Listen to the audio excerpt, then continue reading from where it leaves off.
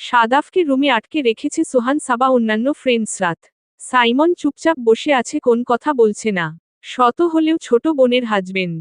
Simon উকি ঝুঁকি মারছে কখন এখান থেকে চলে যাওয়া যায়। সাদাফ বুঝতে পারল সাইমনের অস্বস্তি।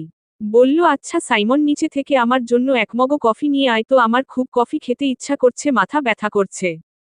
সাইমন যেন হাফ ছেড়ে বাঁচল। কতক্ষণে এখান থেকে উঠবে তাই ভাবছিল। উঠে যাওয়ার বাহানা পাচ্ছিল না, এখন বাহানা পেয়ে তড়িঘড়ি করে বলল, ঠিক আছে ভাইয়া, আমি এখনই পাঠাচ্ছি। সাইমন যেতেই সাথে সাথে রুমে হাসির রোল পড়ে গেল। রকি বলল, বাহ সমন্ধিসকে কি কৌশলে না বের করলি। সোহান বলল, বন্ধু আজকে তোর অফিসিয়াল বাতারা চিহ্ন সররাত। চুপি চুপি কিছু করা লাগবে না, ওপেনলি করবি। তোর ফিলিংস কেমন? সাদাফ সোবহানের দিকে তাকিয়ে বলল, বাজে কথা বলবি না। বাতারা চিহ্ন সর ঘর নিয়ে কিসের আবার নতুন ফিলিং? বিয়ে কি আজ করেছি? না না, নতুন লাগবে, কারণ আজকে ভাবি পরীর মতো সেজেছে। এতদিন তো শুধু নূর ছিল, এখন তো হুর হয়ে গিয়েছে, বলল রকি। আজকে ফুলে ফুলে সজ্জিত বিছানা। আমরা তো জাস্ট কয়েকটা পাপড়ি ফুল টুল দিয়ে সাজিয়েছিলাম। আজকে সম্পূর্ণ রুম, সম্পূর্ণ বাড়ি ফুলের সুসজ্জিত বিছানা। ভাবিকে দেখতে লাগছে হুরপরি। সবকিছু মিলেমিশে একাকার। বল বন্ধু, তোর অনুভূতি কেমন? জানতে চাইল হিমেল। যে ছেলে বউয়ের দিকে বেহা মতো সবার সামনে এক দৃষ্টিতে তাকিয়ে থাকে, বউয়ের মুখে কবুল শুনে হাউমাউ করে কেঁদে দেয়, সেই ছেলে বাসর রাত আজকে কেমন হবে ভাবতে আমার শরীরে কাঁপুনি উঠে যাচ্ছে, বলল রকি। যাই হোক, আমরা কিন্তু পূর্বপরিকল্পনা অনুযায়ী গিফট ভাবির কাছে পাঠিয়ে দিয়েছি। তুই শুধু যে ভাবিকে একটু খুলতে সহযোগিতা করিস। মানে গিফট বক্স, অন্য কিছু না, বলল সোহান। সাদাফ সাথে সাথে তাকানো শোভানের দিকে। বলল, মানে কি করেছিস তোরা, কি পাঠিয়েছিস? বলবো কথা বাসর ঘরে গিয়ে খুলে দেখ, তারপরে বুঝবি, বলল সোহান। সাবা বলল, নূর কিন্তু ছোট বন্ধু, সাবধানে। সোহান বলল, রাখো তোর সাবধান। ছোট গাড়ি চালিয়ে ফেলেছে, আজ অফিসিয়ালি চালাবে। সাইমন সিঁড়ি দিয়ে নিচে নামতে নামতে দেখা হলো রিমার সাথে। বলল, এত দৌড়াদৌড়ি করে কোথায় যাচ্ছিস? রিমা বলল, তুমি যাবে না বাতারা চিহ্ন সর ঘরে গেট ধরতে? বিয়ের গেট তো ধরতে পারিনি জামাই বউ তো একই বাড়ির, সেজন্য বাতারা চিহ্ন সর ঘরে গিয়ে গেট ধরব। সুযোগ ছাড়া যাবে না, তাড়াতাড়ি আসো, সবাই গিয়ে ধরব। অনেকগুলো টাকা নিব ভাইয়ের কাছ থেকে। সাইমন অবাক হয়ে তাকালো রিমার দিকে। তারপরে বলল, মেয়েদের বুদ্ধি যে হাঁটুর নিচে থাকে তা জানতাম, তোকে দেখে তা প্রমাণ পেলাম। তুই সাদাফ ভাইয়ের ছোট বোন, আমি ছোট ভাই হলেও আমি কিন্তু নূরের বড় ভাই। বড় ভাই হয়ে ছোট বোনের বাতারা চিহ্ন সর ঘরে গেট ধরব? বুদ্ধি কোথায় থাকে তোর? রিমা সাথে সাথে নিজের ভুল বুঝতে পারল। দাঁত দিয়ে জিভকে তারা চিহ্নটে বলল, সরি সরি, ভুল হয়ে গেছে। বারবার সম্পর্কে আওলা ঝাওলা হয়ে যায়। তুমি যে নূরের বড় ভাই এটা আমি ভুলে গিয়েছিলাম। অবশ্য আমিও কাজিন বড় বোন, কিন্তু আমি আপনটাই ধরব। ছোট বোন হিসেবে গেট ধরে অনেকগুলো টাকা নিয়ে নেব। সাইমন অবাক চোখে তাকালো রিমার দিকে। তারপর এদিক ওদিক তাকিয়ে ধীরে ধীরে বলল, এক কাজ করিস, নিজের বাসতারা চিহ্ন রে গেটটাও নিজেই ধরিস। বাতারা চিহ্ন সর যখন তোর সাথে করব, টাকা অন্যকে কেন দিব? বাতারা চিহ্ন সরও তোর সাথে করব, টাকাও তোকে দিব। তুই সাজুগুজু করে গেইটেই দাঁড়িয়ে থাকিস। বলেই সাথে সাথে সিঁড়ি বেয়ে নিচে নেমে গেল। এই মুহূর্তে এখানে থাকলে রিমা রঞ্চণ্ডী রূপ ধারণ করতে পারে, সেজন্য আর এক মুহূর্ত দেরি করল না সাইমন। বাড়ি মুরব্বীরা যার যার মতো নিজের রুমে চলে গিয়েছে। সোহান এবং শোভানের বন্ধুরা সাদাবকে নিয়ে নূরের রুমের দরজার বাইরে দাঁড়িয়ে আছে। নূরকে অনেক আগেই সাজুগুজু করিয়ে সিম্পল কাপড় পরিয়ে বাসর ঘরে বসিয়ে দেওয়া হয়েছে। এদিকে রিমা দৌড়ে এসে সাদাফের সামনে দাঁড়িয়ে বলল, দাঁড়াও দাঁড়াও দাঁড়াও, আমাদের কাজিনদের টাকা না দিলে রুমে ঢুকতে পারবে না। সবাই বলে উঠল, হ্যাঁ তাই। সাথে আরো 2-3 জন এলো, সাথে দাঁড়ালো সাইমনের কিছু বন্ধু, নূরের বন্ধুরা এবং সাদাফে বন্ধু বান্ধবীরা বলল, সবাইকে টাকা দিবি, তারপর ভিতরে ঢুকবি। কোন বড় ছোট নেই, আমরা সবাই তোর বিয়ের জন্য অনেক দোয়া করেছি, পরিশ্রম করেছি। তোর প্রেম কাহিনী সেই ছোটবেলা থেকে শুনেছি। তোর ঘ্যানোর শুনেছি। আজকে টাকা দিয়ে বাতারা চিহ্ন সর ঘরে ঢুকবি, না হলে বাতারা চিহ্ন সর ক্যান্সেল, বলল সোহান। সাদাব বলল, ঠিক আছে, যা আছে তাই নিবি, কোন নেগোসিয়েশন চলবে না। সাথে সাথে সাবা বলে উঠল, নো নো, আমেরিকা তুমি চাকরি করতে তা আমরা জানি, সেজন্য তোমার কাছে টাকা আছে, কোন হ্যাঙ্কি প্যাঙ্কি চলবে না। সাদাফ পকেট থেকে নগদ 30,000 টাকা বের করে দিয়ে বলল, এটাই আছে, নিলে নে, আর না হলে আমি আমার রুমে চললাম। বলেই সাদাফ হাঁটা ধরবে অমনি সোহান সাদাফকে ধরে বলে, দাঁড়া দাঁড়া দাঁড়া, থাক তোকে মাফ করে দিলাম যা। 30,000 টাকায় চলবে তাই বলে আমাদের জন্য কি তুই বা তারা চিহ্ন সর রাত ক্যান্সেল করবে নাকি? আমারা কি এতই ছোটলোক? যা বন্ধু যা, তোর জন্য ভিতর ধামাকা অপেক্ষা করছে। গিয়েই দেখ, নূরের হাতে গিফট দিয়ে এসেছি বলেছি তুই গেলে আনপ্যাক করবি যা। All the best. বলেই সাদাফকে ধাক্কা দিয়ে ভিতরে ঢুকিয়ে দিল সবাই। হাসির রোল পড়ে গেল বাইরে। সাদাফ মাথা চুলকে ভাবছে না জানি কি করেছে হারামজাদারা। এদিকে রুমে ঢুকেই সাদাফ দেখল নূর একটি বক্স নিয়ে কোলে বসে আছে। নূরের শাড়ি চেঞ্জ করে দেওয়া হয়েছে। অন্য শাড়ি যেটা নিয়েছিল সেই শাড়িটা পরিয়ে আবার নতুন সাজে নতুন করে নূরকে বসানো হয়েছে। যেন দিন দিন নূরের সৌন্দর্য বেড়ে যাচ্ছে। সকালে দেখল একরকম, দুপুরে বউ সাজা আরেকরকম, এখন যেন মোহনীয় রূপ ছাড়িয়ে যাচ্ছে নূর। যেন নিজের সৌন্দর্যকে নিজেই বারবার টেক্কা দিচ্ছে। নূরের কোলে উপহারের বক্সটি দেখে শুকনো ঢোক গিল সাদাফ। না জানি কি করেছে পাতারা চিহ্ন গলামি, আল্লাহ জানে। সাদাফ ধীরে ধীরে এগিয়ে এলো বিছানার কাছে। নূরের ভয় লাগছে, লজ্জা লাগছে আজ। অফিসিয়ালি সাদাফ নূর এক রুমে থাকবে, সবাই জানবে। কেমন যেন ভিতরে অদ্ভুত একটা অনুভূতি হচ্ছে নূরের। সাদাফ তাকিয়ে রইল এক দৃষ্টিতে নূরের দিকে। নূরের ভিতরটা কেমন যেন কেঁপে কেঁপে উঠছে সবকিছু। হঠাৎ করে নূরের মনে পড়ল নূরের হাতে একটি গিফট বক্স। নূর যেন সিচুয়েশন থেকে পালাতে চাইছে। সাথে সাথে সাদাফের দিকে তাকিয়ে বলল, দেখুন না আপনার বন্ধুরা আমাকে গিফট দিয়েছে, আসুন দুজনে একসাথে খুলি। সাদাফের ঘোর কাটল নূরের কথায়। সাথে সাথে চোখ ঘুরিয়ে তাকালো গিফটের বক্সের দিকে। এটা তো গিফটের বক্স না, যেন এ তারা চিহ্ন টম্ব তারা চিহ্ন খুললেই ব্লা তারা চিহ্ন স্টো হবে নূরের সামনে। নূর লজ্জা পাবে। নূর অনেক ছোট, এসব নিয়ে নূরের সাথে কখনো কথা হয়নি, আলোচনা হয়নি বা নূর কখনো দেখেনি। দেখলেই নূর লজ্জা শেষ হয়ে যাবে। সাদাফ যদিও জানে না ভিতরে কি কি থাকতে পারে, তবে ধারণা করতে পারে কি কি দিতে পারে বন্ধুরা। তাই দৌড়ে এসে গিফটের বক্সটা হাতে নিয়ে বলল, থাক এটা কালকে খুলিস, আজকে খোলার কোনো প্রয়োজন নেই। নূর সাথে সাথে বলল, না না আজকে খুলব। আমার গিফটের বক্স খুলতে খুব ভালো লাগে। এতক্ষণ যে কি করে ধৈর্য ধারণ করেছিলাম শুধুমাত্র আপনার জন্য। অপেক্ষা করছিলাম, ভাইয়ারা বলে গিয়েছিল আপনার সাথে একসাথে যেন খুলি, তাই খুলিনি। শালার ঘরের শালারা কি একটা বিচ্ছিরি সিচুয়েশনে ফেলে দিয়েছে সাদাফকে। ওর ছোট পরি যে এখন একটু পরে লজ্জা কাচুমাচু হয়ে যাবে, সেই লজ্জায় ফেলতেই এই কাজগুলো করেছে শালারা। মনে মনে ভাবল সাদাফ। সাদাফ শেষ চেষ্টা করল, বলল, দেখ নূর ওরা কিন্তু অনেক দুষ্টু, ওরা কিন্তু পচা জিনিস দিতে পারে। দেখলে তুই লজ্জা পেতে পারিস, ভয় পেতে পারিস, এর চেয়ে বরং আমি খুলব। যদি মনে হয় তোর প্রয়োজনীয় কোন জিনিস আছে তাহলে আমি তোকে দিব, আর না হলে ফেলে দিব, কেমন? নূর বলল, না ভাইয়ারা বলেছে এখানে আপনার জন্য গিফট আছে, আমার জন্যও আছে। সাবা আপুও বলেছে। তাহলে পছন্দ হবে না কেন? গিফট কি কেউ পছন্দ না করার জন্য দেয়? কত ভালোবেসে দিয়েছে গিফটগুলো আমাকে। ঠিক আছে আপনি না খুলেন, আমি একা একাই খুলছি। বলেই সাদাফের হাত থেকে বক্সটি টান দিলে নূর। সাদাফ নূরকে লজ্জার হাত থেকে বাঁচাতে শেষ চেষ্টা স্বরূপ বক্সটি ধরে টান দিল। দুজনের টানা হেঁচড়ায় বক্সটি ছিঁড়ে গেল। ছিঁড়ে গিয়ে সবগুলো গিফট একে একে বাইরে বেরিয়ে এলো। পি তারা চিহ্ন ল, কন তারা চিহ্ন তারা চিহ্ন তারা চিহ্ন ম বিভিন্ন ফ্লেভারের। চিত্তাকর্ষক না ইটি ব্ল্যাক পিনক হোয়াইট। হ্যান্ড তারা চিহ্ন কাফ dark desire chocolate, strawberry, sweet honey কি নেই? সাদাফ চোখ দুটো বড় বড় হয়ে গেল এগুলো দেখে। সাদাফ ভেবেছিল এই ধরনের কিছু, কিন্তু এত ধরনের কিছু, এত ধরনের আইটেম এক রাতের জন্যই দিয়েছে, এগুলো যেন নিজেও হজম করতে পারছে না। সাদাফ বড় বড় চোখ করে তাকালো নূরের দিকে। নূরের দৃষ্টি এখনো গিফটগুলোর দিকে, যেন পাথর হয়ে গেছে, বরফ হয়ে গেছে, যেন মুখে কোন কথা নেই। নূরের যেন আর কোন দিকে দৃষ্টি নেই, শুধু ড্রেসগুলোর দিকে। প্যাকেট করা প্যাকেটের উপরে ছবিগুলো দেখে যেন নূর কিছু বলতে ভুলে গেল। জাস্ট মাত্রই হাত পা কাঁপাকাঁপি শুরু হয়ে গেল নূরের। সাদাফ সবই খেয়াল করছে। দ্রুত পায়ে হেঁটে এসে গিফটগুলো একে এসে সবকিছু বক্সের ভিতরে ধ্রুতারা চিহ্ন কাতে লাগলো। ধ্রুতারা চিহ্ন কাতে গিয়ে দুই একটি প্যাকেট নিচে পড়ে গেল। নূর তাকালো সেদিকে, তাকিয়ে যেন অবাক হয়ে গেল। প্রত্যেকটি প্যাকেটের উপরে যে ছবিগুলো আছে দেখে নূরের আর কিছু বুঝতে বাকি নেই। হ্যান্ডকাফের প্যাকেটে অবধি হ্যান্ডকাফের ব্যবহার বিধির ছবি। নূর ভা ভা করে কাঁদতে কাঁদতে বলল, এগুলো কি দিয়েছে আপনার বন্ধুরা আমাকে?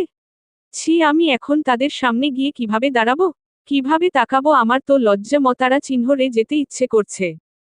কাঁদতে কাঁদতে নূরের আবার দৃষ্টি পড়ল চকলেটের দিকে। আর স্ট্রবেরির দিকে। এই দুটো জিনিসই ওর প্রিয়। বলল যাকেই দুইটা জিনিস একটু কাজের। কিন্তু এগুলো কি দিয়েছে আপনার বন্ধুরা? বলে চকলেটের প্যাকেটটি খুলতে লাগলো নূর।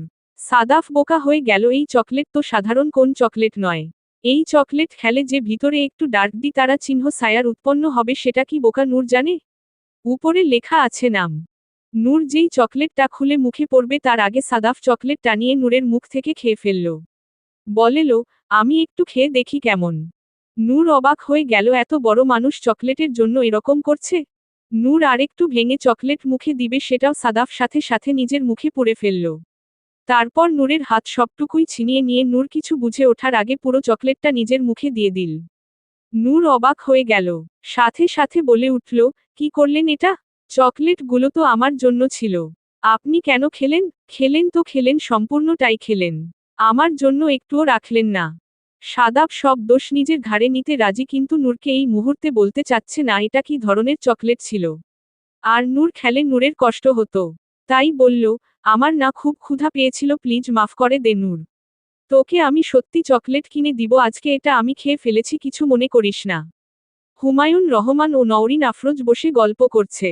আজ তাদের সুখের দিন।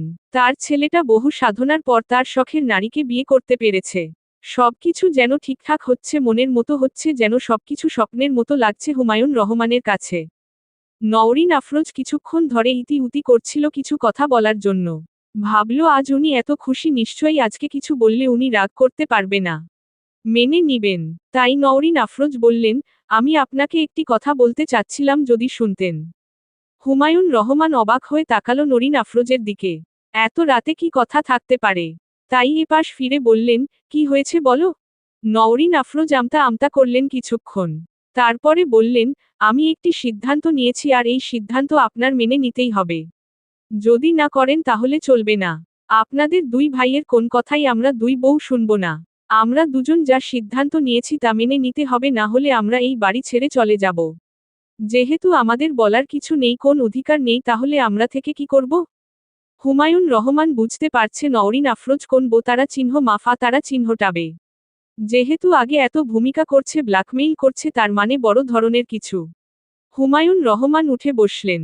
বসে নওরিন আফরোজের দিকে তাকিয়ে বললেন, সত্যি করে বল কি হয়েছে। নরিন আফরোজ বুঝতে পারলেন ধরা খেয়ে গেছে। তাই কোন ভূমিকা না করে বললেন, আমি চাই রিমার বাইরে বিয়ে হবে না। রিমাকে আমরা সাইমনের সাথে বিয়ে দিব, আর এই ব্যাপারে আপনাদের কাছ থেকে কোন না শুনতে চাই না। সাইমনকে আমার খুবই পছন্দ।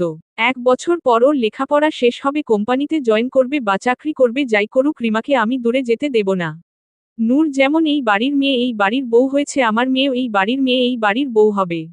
আমার কথা ফাইনাল, আমি এবং স্বামীহা রাজি, বাকিটা আপনারা দুই ভাই সিদ্ধান্ত নিবেন, তবে সিদ্ধান্ত যেন না না হয়। হুমায়ুন রহমান জাস্ট জানার জন্য জিজ্ঞেস করলেন, সিদ্ধান্ত না হলে কি হবে?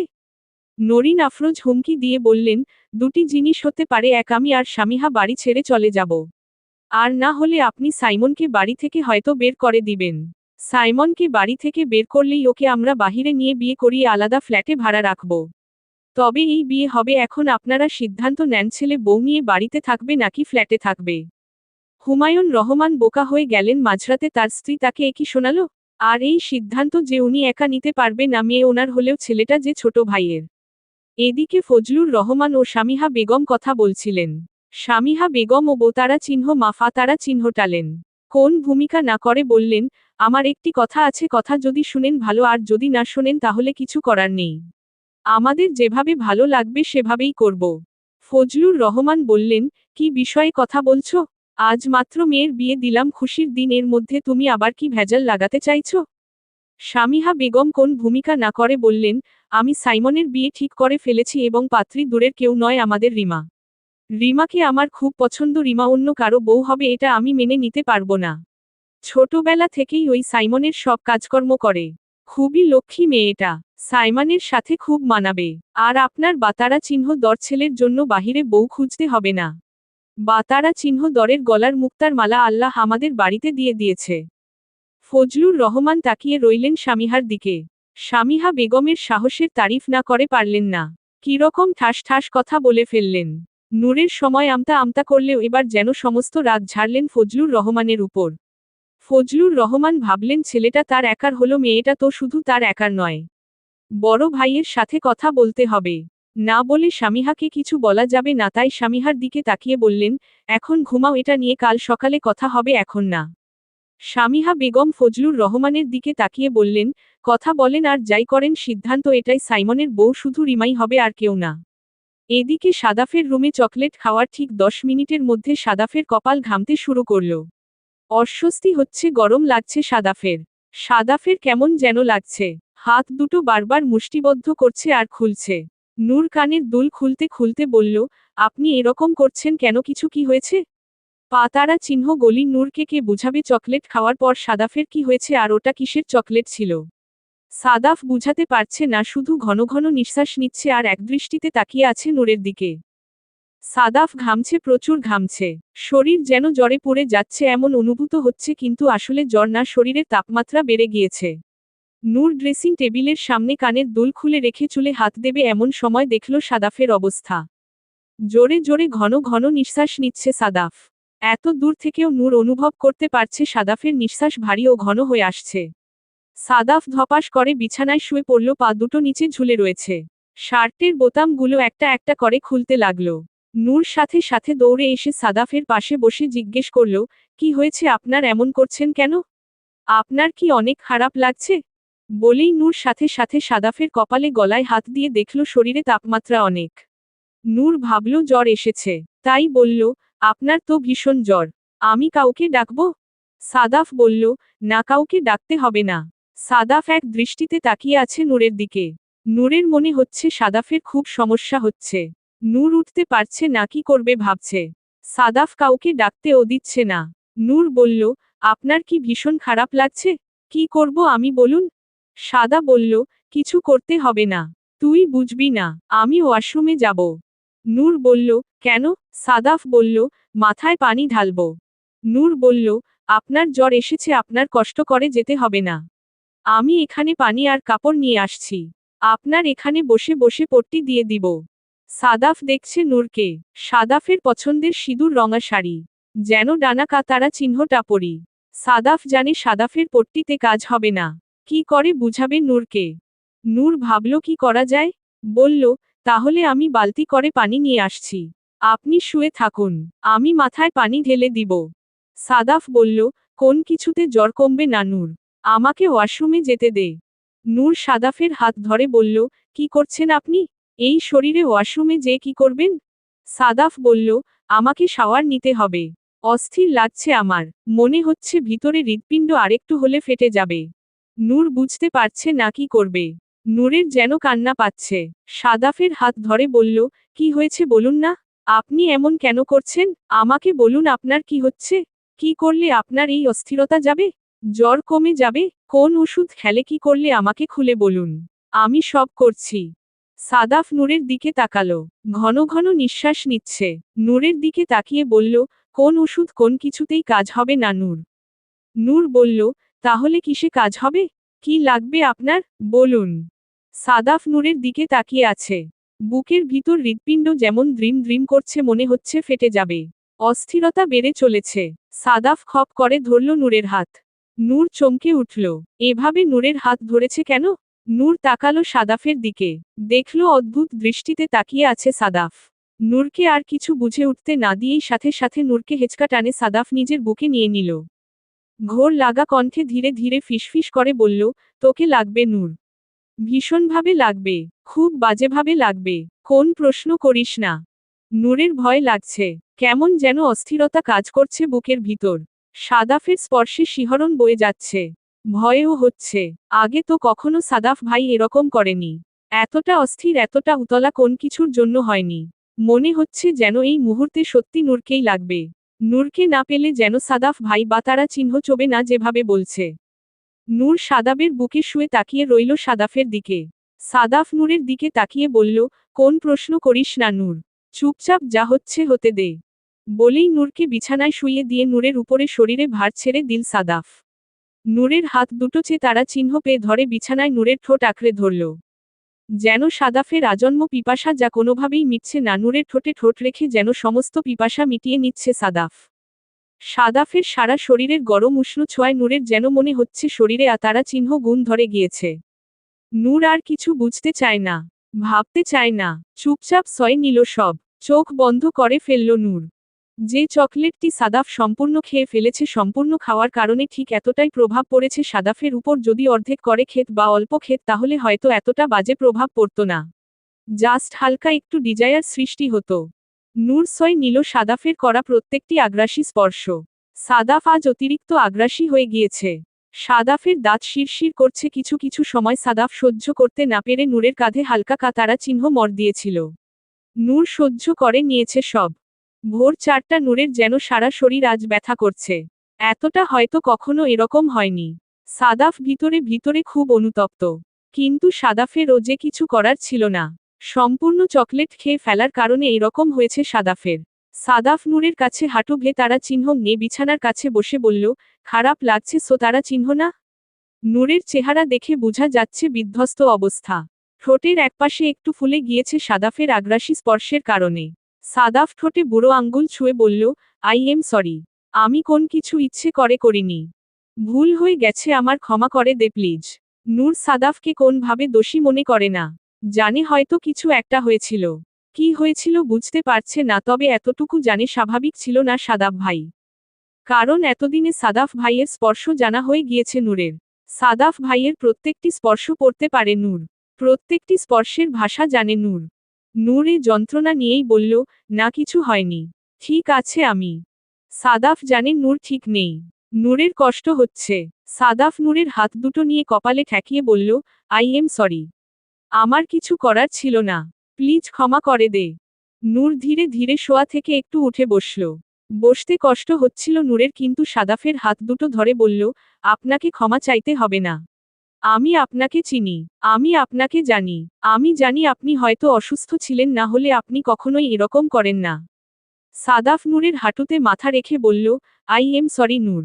দাঁড়া, আমি এখনই তোর জন্য খাবার নিয়ে আসছি আর ওষুধ নিয়ে আসছি। ওষুধ খেয়ে ঘুমালে সবকিছু ঠিক হয়ে যাবে। নূর আটকালো না। নূরের ওষুধ খাওয়া প্রয়োজন। ব্যথা করছে শরীরে ভীষণ। সাদাফ 5 মিনিটের মধ্যেই নূরের জন্য ফ্রিজ থেকে কিছু খাবার এবং ওষুধ নিয়ে আসলো। নূরকে যত্ন করে খাবারগুলো খাইয়ে দিতে লাগলো। নূর ঠোঁটে একটু ব্যথা লাগছিল, তারা খুব যত্ন করে ছোট ছোট লোকমা করে নূরের মুখে খাবার তুলে দিল। খাবার খাইয়ে দিয়ে ব্যথার ওষুধ খাওয়ালো। ওষুধ খাইয়ে দিয়ে নূরকে বিছানায় শুইয়ে দিয়ে বলল, তুই ঘুমা, আমি তোর মাথায় হাত বুলিয়ে দিচ্ছি পাশে বসে। নূরের মাথায় হাত বুলিয়ে দিতে লাগলো সাদাফ। নূর এক দৃষ্টিতে তাকিয়ে আছে সাদাফের দিকে। এই লোকটি নূরের, একান্তই নূরের। এই লোকটিকে কখনো কেউ পাবে না। সাদাফের ভালোবাসা, আগ্রাসী স্পর্শ শুধুমাত্র নূরের।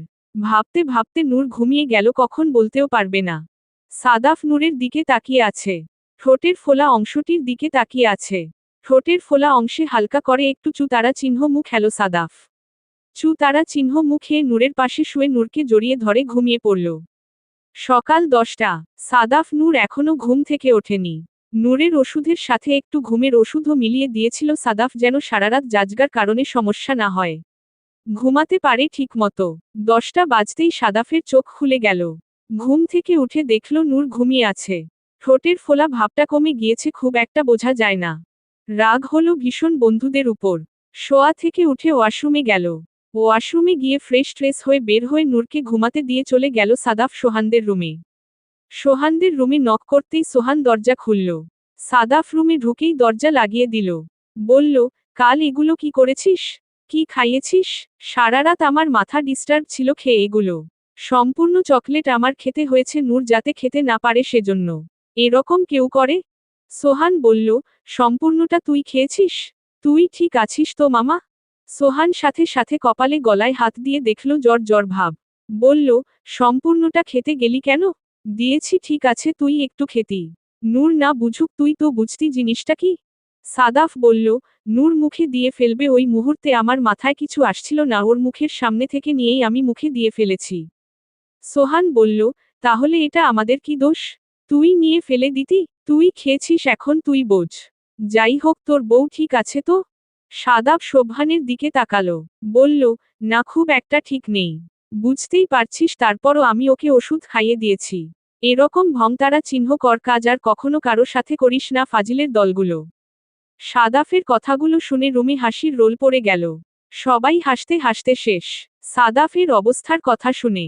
সন্ধ্যায় রিসেপশন। নূরের ব্যথা কিছুটা কমলেও কাঁধের মধ্যে কয়েকটা দাগ রয়ে গেছে, যা সুন্দর করে না ঢেকে না দিলে বা কিছু লাগিয়ে সেটাকে ঠিক না করে দিলে মানুষ হয়তো দেখে ফেলতে পারে।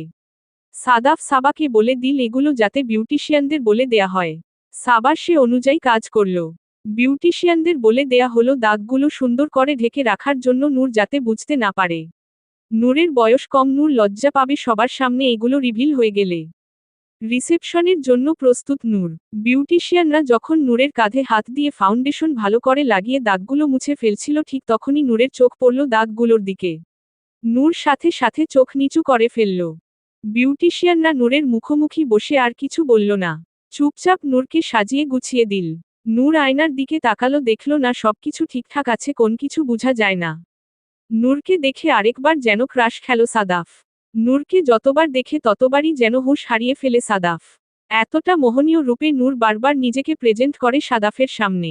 অথচ কত হালকা মেকআপ, যেন মনে হয় মুখে কিছুই দেয়নি, তারপরও কতটা সুন্দর স্নিগ্ধ লাগছে নূরকে। এক দৃষ্টিতে নূরের দিকে তাকিয়ে আছে সাদাফ। নূরু চোখ মেলে তাকালো সাদাফের দিকে। দুজনকে একসাথে রিসেপশনের জন্য স্টেজে বসানো হলো। সুন্দর আনন্দমুখর পরিবেশে দুজনের রিসেপশন শেষ হয়ে গেল। সবাই যার যার মতো চলে গেল। আজ আর কোন মেহমান বাসায় থাকবে না। ফ্যামিলির সবাই একসাথে বাড়িতে ফিরল। 15 দিন পর সাদাফের যে বন্ধু ডক্টর ফোন দিল সাদাফকে। সাদাফ ফোন দেখেই রুমের বাইরে ব্যালকনিতে গিয়ে ফোন ধরল। বন্ধু জানালো আমেরিকা যে রিপোর্টগুলো পাঠানো হয়েছে উনি স্টাডি করেছেন এবং উনি বলেছেন চিকিৎসা সম্ভব, খুব একটা সমস্যা হবে না। তবে আমেরিকা যেতে হবে একবার দেখিয়ে আনতে।